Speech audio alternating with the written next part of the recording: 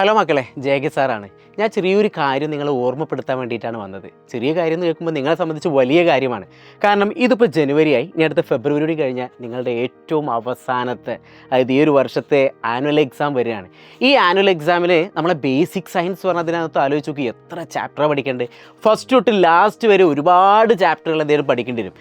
ഇതുവരെ ട്യൂഷനൊന്നും പോവാതെ ക്ലാസ്സിലൊന്നും കേൾക്കാത്ത കുറേ കൂട്ടുകാരുണ്ടാവും. അവരെങ്ങനെ ഈ ഒരു ചാപ്റ്ററൊക്കെ പഠിച്ചു തീർക്കുക?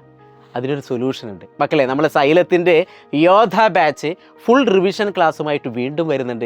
അപ്പോൾ ഇനി അധികം സമയം കളയണ്ട. കാരണം നമ്മൾ ഫിസിക്സിനകത്തൊക്കെ സ്പെറിക്കൽ മിറർ എന്നുള്ള ചാപ്റ്ററൊക്കെ ഉണ്ടല്ലോ, വലിയ ചാപ്റ്റർ, കുറേ ചിത്രങ്ങളൊക്കെ വരയ്ക്കാനുണ്ട്.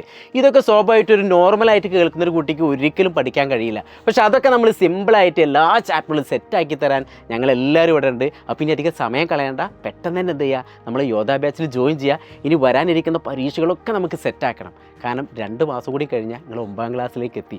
അപ്പോൾ ഇതിൻ്റെ ഒരു ബേസിക് കാര്യങ്ങൾ മൊത്തം നമ്മൾ പഠിച്ചാൽ മാത്രമേ നമുക്ക് 9 അടിപൊളിയാക്കാൻ പറ്റുള്ളൂ. അപ്പോൾ ഏതായാലും നമുക്ക് എന്ത് ചെയ്യാം, 8ാം ക്ലാസ്സിൻ്റെ യോധ ബാച്ചിൽ വെച്ച് കാണാം. Okay, by.